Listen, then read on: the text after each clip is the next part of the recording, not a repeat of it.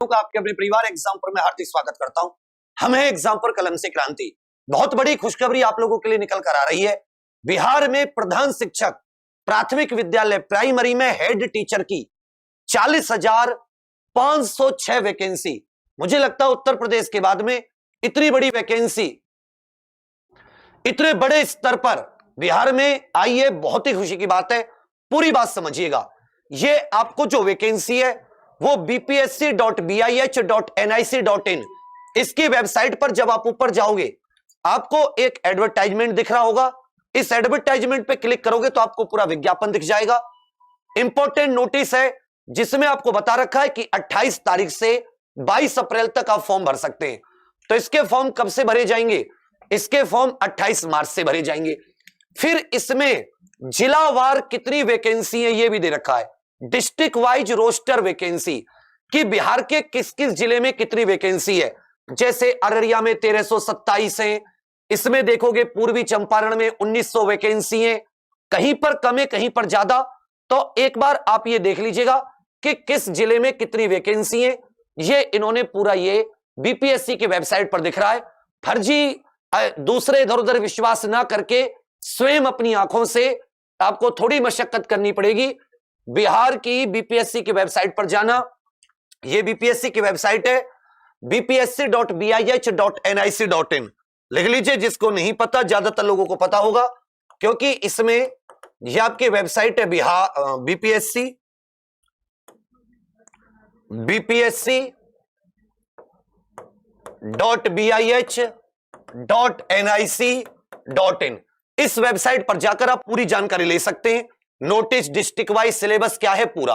अब समझिए, अब हम इसका यह देखने की कोशिश करते हैं। कुल पदों की संख्या 40,506 है, जिसमें अनारक्षित रिजर्व जनरल के लिए 16,204, आर्थिक रूप से कमजोर वर्ग के लिए 4,046, अनुसूचित जाति के लिए 6,477, अनुसूचित जनजाति के लिए 418, अत्यंत पिछड़ा वर्ग के लिए 7,290, पिछड़ा वर्ग के लिए 4,861, पिछड़े वर्ग की महिलाओं के लिए 1,210 और 35% हर एक कैटेगरी में यह महिलाओं के लिए पद आरक्षित हैं। तो पूरी जानकारी आपको इसमें दे रखी है नोटिफिकेशन में। उसके बाद में दिव्यांगों की वैकेंसी भी इसमें दे रखी है। विजुअली जो कि आंखों से दिव्यांग है, मूक बधिर, बोलने और सुन नहीं सकते, उनके लिए, अगर कोई किसी अस्थि से डिसेबल है या कोई मनोविकार या बहुदिव्यांग, तो सबकी वैकेंसी भी आपको दिखाई दे रही है। उसके बाद में रिक्तियों की संख्या घट बढ़ सकती है। इसमें जो आपको प्रारंभिक वेतन मिलता है वो 30,500 रुपए मिलता है। इसमें साथ ही प्रधान शिक्षक ये इसका पद है। अब अनिवार्य योग्यता जो है इस पर थोड़ा सा ध्यान दीजिएगा, ये आपके लिए बहुत महत्वपूर्ण है। कौन इसके लिए फॉर्म भर सकता है? भारत का नागरिक, बिहार राज्य का निवासी। भारत के नागरिक होने के साथ साथ आप बिहार के निवासी हो। देखिए, बिहार के निवासी मतलब डोमिसाइल बिहार का होना चाहिए। चलिए, क्योंकि बिहार की नागरिकता तो होगी नहीं, भारत में एकल नागरिकता है, अमेरिका में दोहरी नागरिकता है, राज्यों की अलग और पूरी अमेरिका की वो जो फेडरल गवर्नमेंट होती है उसकी अलग। हमारे यहां पर ऐसा नहीं है। हमारे यहां पर सिंगल सिटीजनशिप, एकल नागरिकता पूरे देश की, राज्यों की नहीं होती। तो राज्यों के निवासी, डोमिसाइल, ठीक है भाई।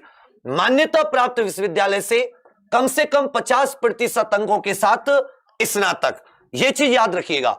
बाकी कुछ लोगों को छूट है, जैसे अनुसूचित जाति, जनजाति, अत्यंत पिछड़ा वर्ग, दिव्यांग, महिला एवं आर्थिक रूप से पछड़े या कमजोर वर्ग के लिए 5% की छूट भी है।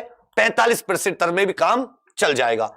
उसके अलावा जैसे अगर आप मौलाना मजहरूल हक अरबी एवं फारसी विश्वविद्यालय से आपने आलिम की डिग्री ली है तो वो, या फिर संस्कृत विश्वविद्यालय से आपने शास्त्री की डिग्री ली है तो वो ग्रेजुएट माना जाएगा। पहली बात तो ये होगी। तीसरी चीज क्या है? किसी मान्यता प्राप्त संस्था से या तो डीएलएड की हो, या बीटी की हो, या बीएड की हो, बीए एड की हो, बीएससी एड की हो, बीएलएड उत्तीर्ण हो। इनमें से कोई ना कोई डिग्री आपकी उत्तीर्ण होनी चाहिए।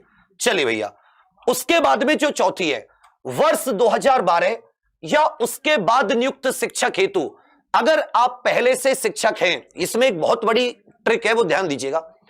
अगर आप शिक्षक हैं, ये प्रधान शिक्षक है, उससे नीचे एक शिक्षक होते हैं, अगर आप टीचर हैं 2012 उसके बाद आपकी नियुक्ति हुई है तो आपने शिक्षक पात्रता परीक्षा में उत्तीर्ण हो, मतलब जो बीटेट, जो बिहार टेट होता है, सी टेट होता है, और अगर वर्ष 2012 से पहले आपकी नियुक्ति हुई है तो शिक्षकों के लिए दक्षता परीक्षा उत्तीर्ण करना अनिवार्य होगा। शिक्षक पात्रता परीक्षा से मतलब क्या है? या तो बिहार सरकार का बिहार टेट अथवा केंद्र सरकार का सी टेट, जो जूनियर के लिए होता है 1 से 5वीं तक के लिए, प्राइमरी के लिए, और जूनियर के लिए जो होता है 6ठी से 8वीं तक के लिए, उनमें से आपने कोई क्लियर किया हो। अब आ जाता है मेन चीज, अनुभव। इंग्लिश में भी यही सब बातें आपको दे रखी है, इंग्लिश में सारी की सारी चीजें। अब जो इसमें एक चीज आ जाती है मेन इंपॉर्टेंट, वो है अनुभव। मान ले तो आपने ग्रेजुएशन भी की है, आपके पास डीएल बीएड इनमें से भी कुछ है, और आप 2012 से बाद में शिक्षक है, आपने कोई शिक्षक पात्रता परीक्षा भी क्लियर की है, या तो बिहार टेट या सी टेट, दोनों में से कोई एक। अब आपके पास अनुभव होना चाहिए कि या तो किसी पंचायती राज संस्था, जैसे ग्राम पंचायत होती है, ग्राम पंचायत अथवा नगर निकाय, जो नगर पालिका, नगर निगम आदि होती हैं, इनके किसी स्कूल में, समझिएगा, पंचायती राज अथवा नगर निकाय संस्था अंतर्गत पंचायत प्रारंभिक शिक्षक या नगर प्रारंभिक शिक्षक के मूल कोटि के पद पर न्यूनतम 8 वर्ष की लगातार सेवा। यह बहुत महत्वपूर्ण है। इसको जो टीचर लगभग 8 साल से उनके पास अनुभव है, बिहार में सरकारी स्कूल में पढ़ाने का 8 साल का अनुभव है। एक बात याद रखिएगा, पंचायती राज संस्था का मतलब है सरकारी स्कूल, या तो वो ग्राम पंचायत से संचालित होते हो या नगर पालिका, नगर निगम से संचालित होते हो। उनके द्वारा संचालित किसी स्कूल में प्राथमिक शिक्षक के पद पर, तभी तो आप हेड शिक्षक बनोगे। आप शिक्षक ही नहीं हो तो हेड शिक्षक कैसे बनोगे? न्यूनतम 8 वर्ष की लगातार सेवा। तो इसको एक तो फ्रेशर नहीं भर सकते, पहली बात। अगर आपने अभी कोई डिग्री विग्री की है, ग्रेजुएट की है, बीएड भी है, सी टेट भी या बिहार टेट निकाल रखा है, तो आप इसे नहीं भर सकते। आप ऑलरेडी 8 साल से नौकरी कर रहे हो, मतलब आपकी नियुक्ति कम से कम 2022 चल रही है, तो कम से कम आपकी नियुक्ति 2014 में हो गई हो। 2014 में आप शिक्षक बन गए हो, वो भी सरकारी स्कूल के प्राइमरी टीचर। वो या तो ग्राम पंचायत का हो या वो नगर पालिका का हो। या कहीं भी यह जिक्र नहीं किया गया कि वो प्राइवेट हो या वो निजी द्वारा संचालित हो।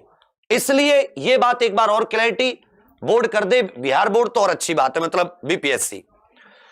सेकंड है कि पंचायती राज संस्था अथवा नगर निकाय संस्था अंतर्गत स्नातक शिक्षक जिनकी सेवा संतुष्ट हो, उक्त अवधि की गणना योगदान की तिथि अथवा प्रशिक्षण अर्हता प्राप्त करने की तिथि जो भी बात की है उसके आधार पर की जाएगी। तो 8 ईयर का इसमें एक्सपीरियंस मांगा है। जो पहले से टीचर है वो हेड टीचर प्रमोट होने के लिए, असल में टीचर को हेड टीचर बनाने के लिए ये आपका एग्जाम है, समझे मेरी बात।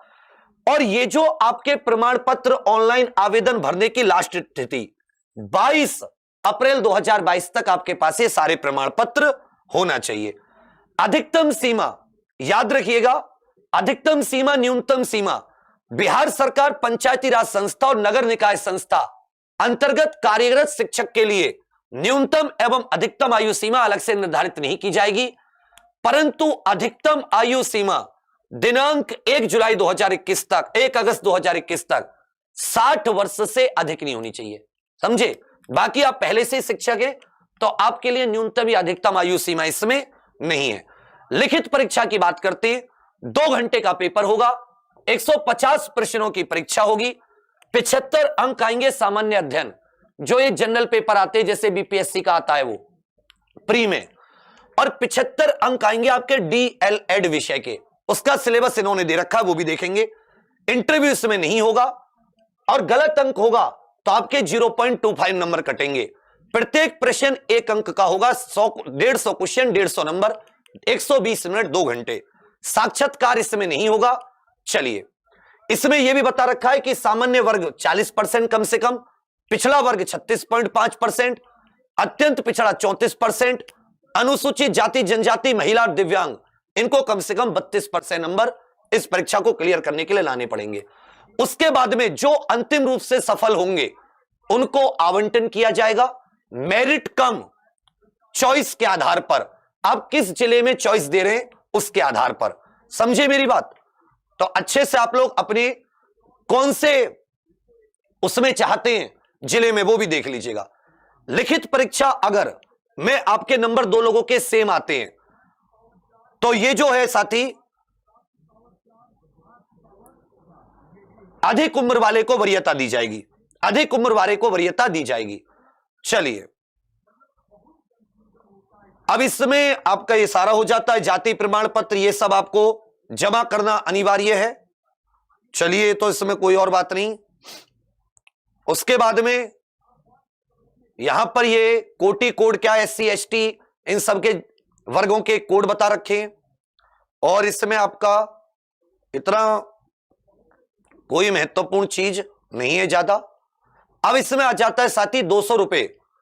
देखिए अगर आप जनरल वर्ग के हैं 750 रुपए देने पड़ेंगे। अब केवल बिहार राज्य के अनुसूचित जाति अनुसूचित जनजाति 200, बिहार राज्य के स्थायी निवासी आरक्षित अनारक्षित महिला उनके लिए भी 200 रुपए लगेंगे, दिव्यांगों के लिए भी 200 रुपए लगेंगे। बैंकों का चार्ज अलग होगा। ये आपने चार्ज ये सारा कुछ बता रखा है। उसके बाद में आवेदन की तिथि 28 मार्च से ये साथी 22 अप्रैल होगी। अप्रैल हार्ड कॉपी भेजने की आवश्यकता इसमें नहीं है।